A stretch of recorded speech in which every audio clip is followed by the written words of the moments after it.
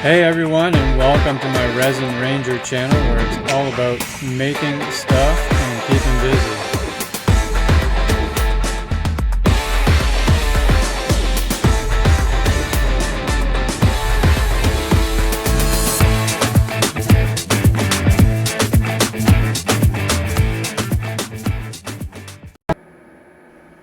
Okay, so the first thing is to get the file from a website called Thingiverse, and there's all kinds of different things on there. Now, it gets imported into a program called Chittybox, and this program basically does all the work for you.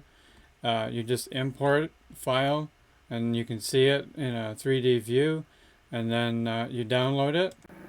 Next, the file gets put on a memory stick, which goes into the side of the machine that you can see, the little red thing there. And you basically push play, and that's it, and it'll print out your parts for you.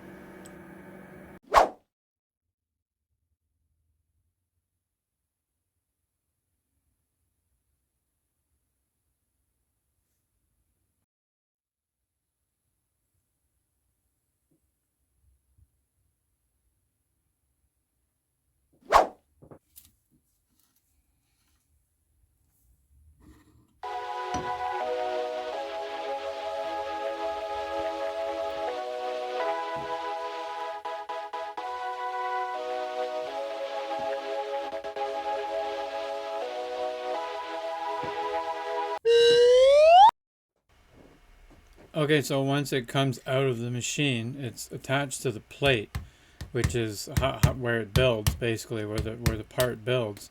And just take a little hammer and a scraper and just very gently tap until you can feel the scraper get in underneath. And then the parts just pop right off, and that's about it.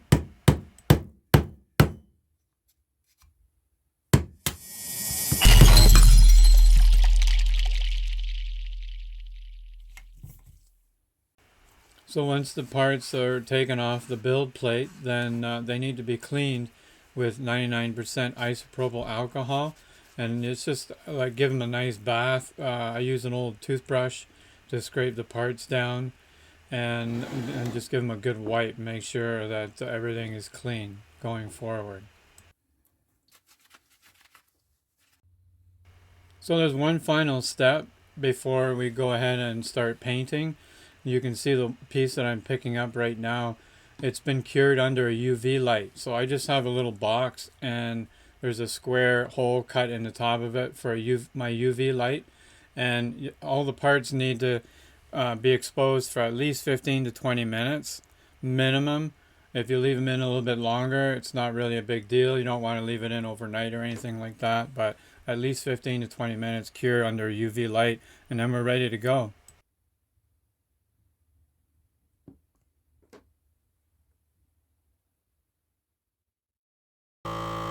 Next step, once the parts have all been cleaned off and washed, then I go ahead and add a nice layer of primer.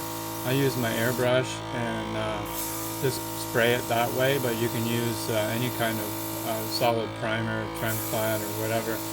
These parts, plastic parts, take paint very well. So give a nice coat of primer before we go ahead and paint.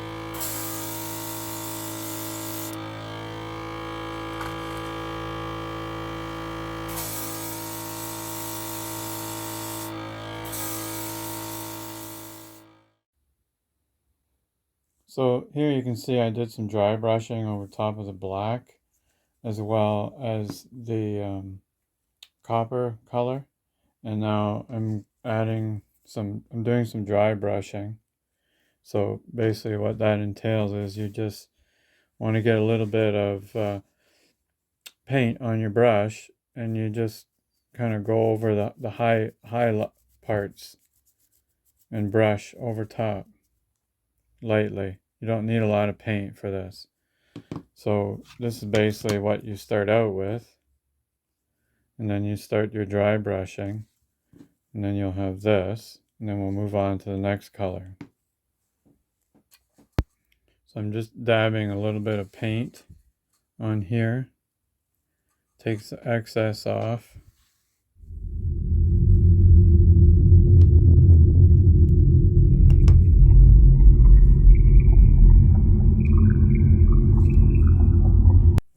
just go in lightly over top. I'm wearing a glove so I don't get fingerprints all over. Just keeps everything clean. And just rub over top like this, where the highlights are. And we'll do that all the way around. You can see how it really brings out the details. And you can do this as much as you want, like as little or as much as you want. It's all really depends on how you want the thing, your finished piece to look. And that's about it for that part. We'll just go over the painting process here once again. I started with this semi-gloss black from Rust-Oleum, which you can see here. And then I added a layer of Rust-Oleum metallic oil rubbed bronze. And I like this because it just kind of gives it a little bit of a sheen, and it gives a little bit of a glitter to it. And that just that nice little tint of brown metallic in there. And then here's going over the dry brushing here. You can see these two pieces are finished right there. And for the first color of dry brushing, I use this MIG paint called Earth. So that's for the first round of dry brushing.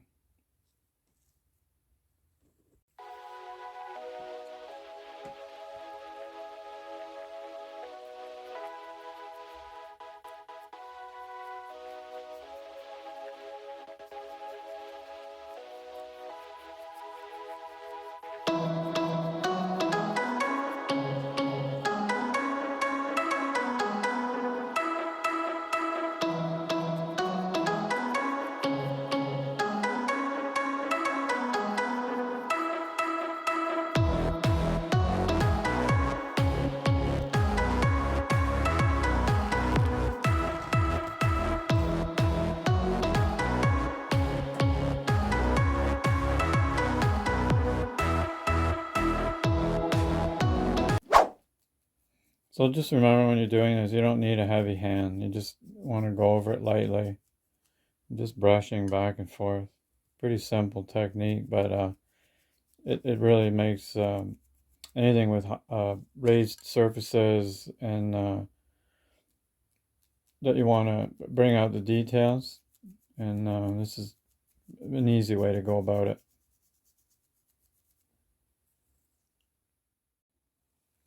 So next I'm going to go over with this Nicotine Yellow. It's made by Freak Flex. I mean, you can use whatever paints you want. There's all kinds of paints you can buy at the dollar store or whatever. But you can see the difference here. And I'm going over even lighter than I did the first time around. But you can see how it just brings out some little highlights. And you get that little bit of a yellow glow that almost looks kind of like goldish, sort of. And same idea.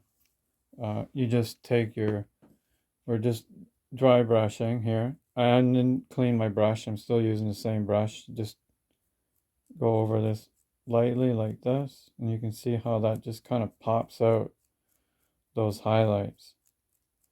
And you don't need a lot. You just rub over top ever so lightly. And again, this is just, whatever finish you want. If you want some more, you add more. If you want less, add less. Right? Just like that. Okay, so now what I'm going to do is I'm going to add some gold over top. And this is a product by Army Painter. It's called Greedy Gold. So I'm going to put some of that on next. This probably will be the last, but then we'll see once I apply this. So you can see here I went ahead and applied some gold. What I did is I just kept my brush along the top edge right up to the lip. So I kept this top black color because I like that look. And then I went around the bottom as well. So there's that one with the gold on it. And then all I'm doing is same dry brushing technique, but I'm just going around. I'm just going to go around the top edge of all of these.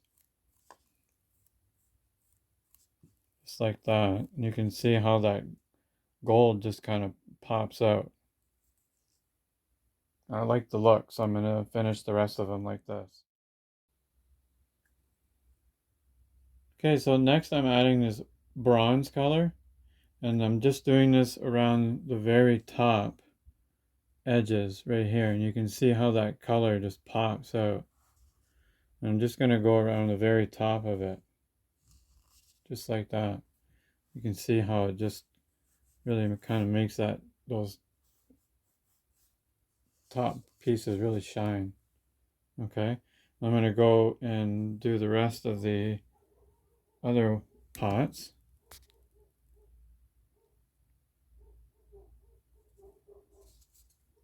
So now I'm going to go ahead and do the other pots, and I'm not even picking it up. I'm just leaving it down here on my work surface, and I'm just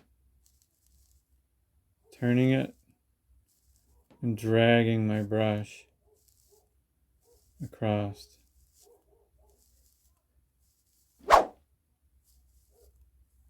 Okay, like that. Add just a little bit more here, like this. See how that just adds a nice little layer of richness? Okay, so one last thing I decided to do was I wanted to make a little base so I could put my little planters in. So this is just a piece of wood, 1x6 maybe. Looks like 1x6. And it's just pallet wood.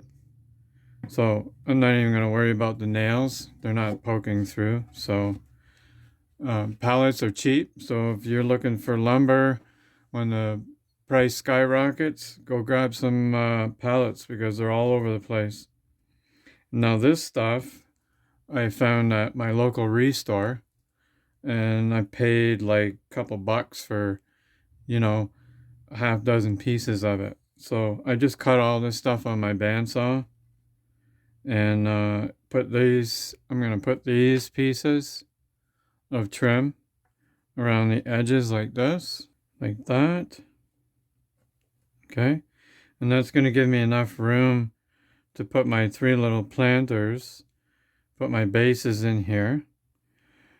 And one thing that's nice about these little planters is the little bases are great because when you water, the excess water will go into this little base, and it actually it's raised in the bottom, so it keeps the pot elevated. So those will go in there like that. And I think I'm just going to put a coat of stain on it, and I think it's going to look great. Okay, so here's the little box I made, or base, whatever you want to call it. Just a bunch of scrap lumber I had laying around. And I'm going to use my Sloan soft wax. This is the best stuff, man. Like, you can put this on anything, and this is what we used on the back of the sign as well. And it's just a great product. Goes on nice, whatever, everything. So I'm just gonna rub this on my base,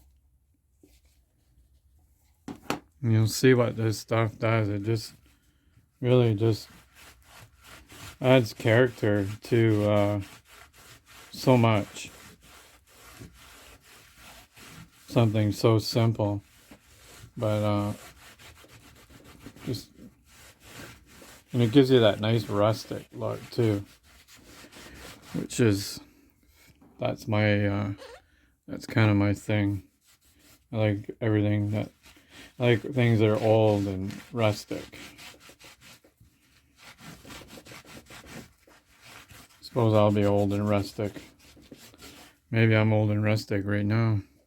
Depends on who you ask, I guess. Right? Okay, just rub it in.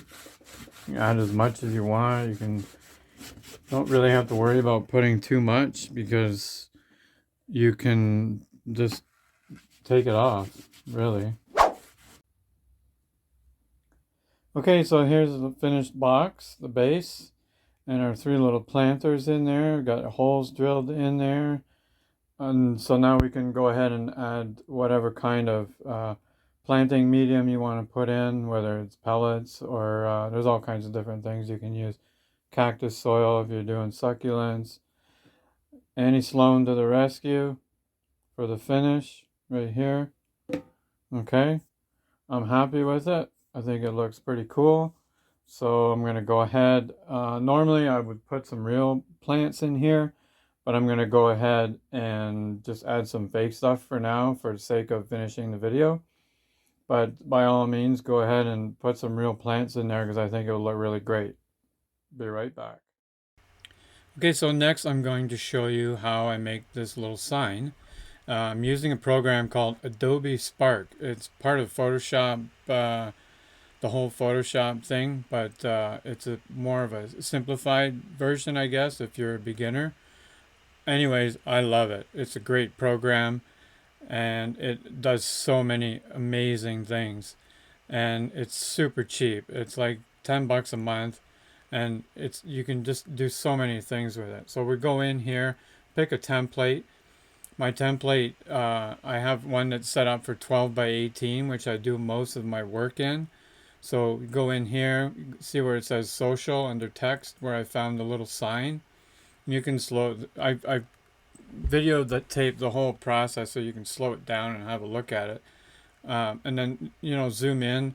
You do need to be a little bit familiar with some of the aspects of Photoshop, but I mean, I started using this from nothing. I know absolutely nothing about Photoshop, and I started using it, and I'm able to do all kinds of cool things. And it's like anything else, it's just trial and error. So you'll see how you have your different layers here that you can move up and down so you can see where everything is. So I select the closed sign, and I'm going to change the word to stoned. So now we have our little sorry we're stoned sign. And then next I'm going to go in, I want to make sure that it fills that whole section up, the whole 12 by 18 section, because I want it to be as big as I can. But you can make any size you want. That's the beauty of it. So you can create your own template. You can make whatever you want. So now the next thing is I want to change the background color. So I'm going to put some green in there. So I'm going to go ahead and select the background and then go in and select color. And there's all kinds of different colors. You can do your own custom color combinations in here, whatever you like. You can change the colors of the font. So I wanted my sign to look like it was old, so it's been kind of sitting in a shop for a while. It's dirty because the people are high all the time, and they got time to clean because, whatever. And the place is always closed anyways because they're stoned. So what I'm doing here is I'm just going into, I'm adding little overlays, and there's all kinds of different overlays you can add.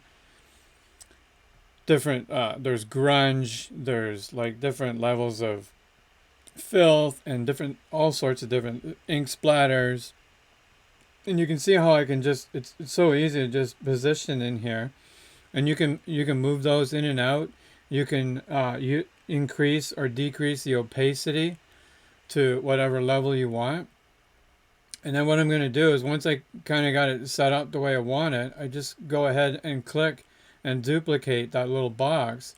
And I'm just going to go all the way around the entire screen until the entire portion of my layout until I've got the exterior or the perimeter, if you will, all covered in layers of that grunge, which makes it look like, the sign, because, the sign's been hanging on the door or whatever, getting scraped and stuff. So that's kind of the look I'm going for, is like dirty and whatnot. So I'm just gonna keep duplicating and dragging those boxes all the way around until I've got it all covered. And you can see as you're adding, each one of these is under a different layer, so you can always click on those little layer boxes and make your adjustments in there as well. So back over to textures, and I'm gonna import another little overlay piece here, and I'm just gonna put that one right in the middle. You can see how every time you add something it pulls back, so you'll have to zoom in and zoom out to wherever you want to go. And again, just decrease the opacity. So I'm going to drag this little piece, I want to put it right in the middle, so I have like a scuff mark in the middle of the sign. Okay, so that looks good. I like that. Like the way it looks. Check this, check that. Okay, next I'm going to go back in. Now what I want to add here is I want to add some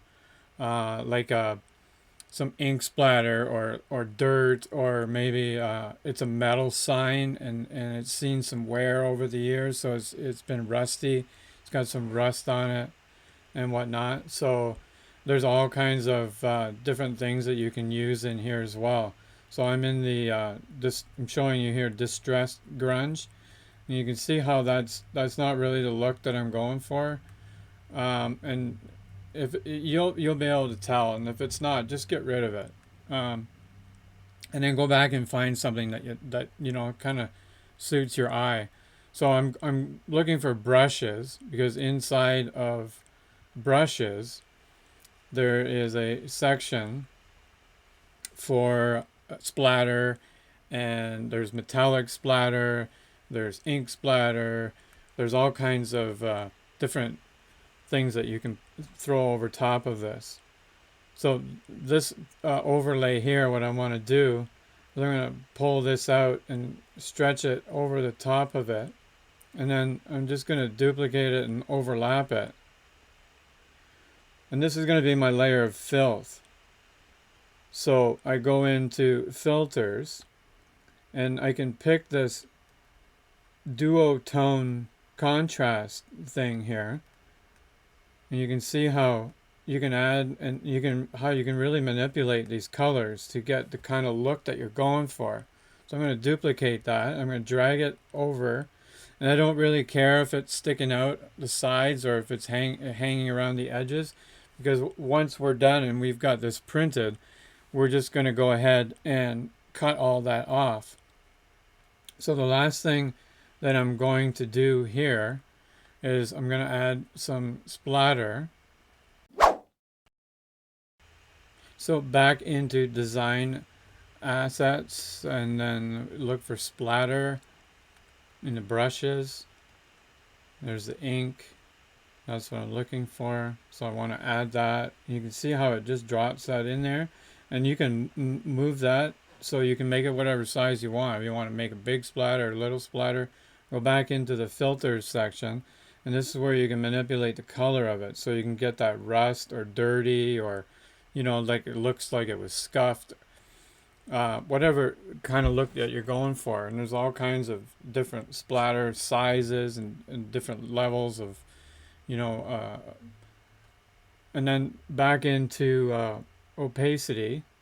So I can zoom in here and see, you can see how that just fits in there nice, and it looks like, kind of looks like it's rusty or got some paint on it or scuff mark or something from over time, right?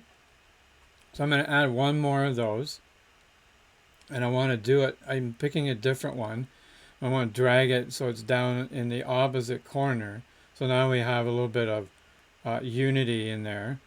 So, and then again into filters, and I'm going to use the duotone the colors there, and just drag that in there, set it. Once you're happy with it, that's it. Now once that's done, we want to take all our design assets and we want to group them. So you just drag a box around it, hit group, and then there's all your elements are attached together. So if you want to adjust the size ratio or whatever you're looking for, it's all in one uniform shape, that you don't have to, your pieces aren't going to get mixed around, and you have to feel like you got to start all over. So then I'm going to hit the download, look for JPEG. and click download. Now once you've got your file downloaded, you just open it up, select your printer, and just print it off. I'm using a HP DeskJet 3510, so nothing special. And just click print, and there's your paper. So now that I have my paper printed off, and it's just printed on regular paper, I'm going to cut out the edges. So you want to get rid of all that white stuff around the edges. Just cut it with a scissors, or you can use a ruler and X-Acto knife. So next I'm using some of this hobby board that I just bought at Home Depot. It's fairly cheap, and it comes in like different size sheets, 2x4, 24 by 48, which, you know, it's easy to carry around, and you can just cut it on your table saw or with a scroll saw, whatever you have, and that's what we're gonna glue our paper to. So I've gone ahead and cut out my little hobby board, and the one that you can see here now is I've already glued it to the board. But so here's the process: multi-purpose LePage spray adhesive. Spray the back really good. Don't do it over top of your work surface. Do it somewhere else. And also spray the back of the board that you're going to stick the paper down on, and just start at one end and layer it down, and use a scrap piece of plastic to make sure you don't have any bubbles popping through or anything like that. Make sure it's nice and smooth. So one of the last steps to complete our little sign here, I'm going to use some Modge Podge, and I'm going to do 2 coats. So it doesn't need to go on thick. You can, but just make sure you get cover the edges really good, and make sure the whole surface is covered nicely. And I'm just using a little brush, and dip it in the jar and spread it on. And then once that's nice and dry, leave it for at least an hour or two. Longer the better. And then we're going to apply a final coat, and then that's it.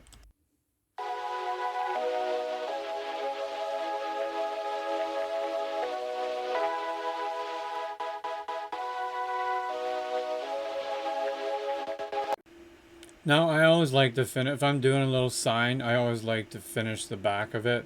It just makes it look nicer, and just kind of, it doesn't look as so cheap. So Sloan soft wax for the win here, dark stuff.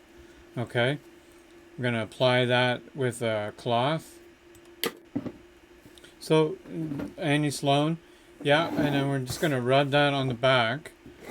Just make sure you're wearing gloves. And I'm just using an old cloth, and I'm just going to rub that onto the back, and I'm going to do the sides as well. And you can make it as dark as you want. Usually, like, a nice light coat is quite sufficient, and to make it look really nice. And this wood just soaks it right up, so it makes it even better.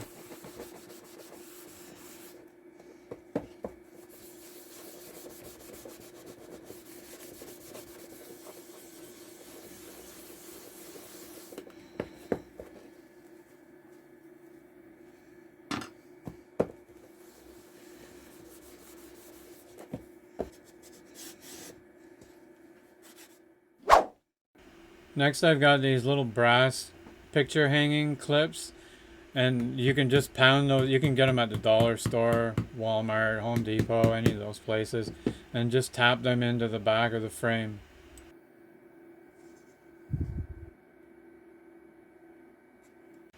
So now that I've got the little brass picture hook things in there, I've got some string, and I'm just gonna pass that through the hole there. And then you can make it as long as you want. You want to hang it from a door, or you want to hang it on the wall, and you can adjust the length of the rope to wherever you want, and then just loop that around and give it a nice tight pull. So here's my little sign. It's got 2 coats of Modge Podge on it, so you can wipe it, and if you need to, keep it clean. And it's shiny, so it looks nice. You can see all the different textures in there, and the little rope that I attached to it. So now it's ready to hang up wherever you want.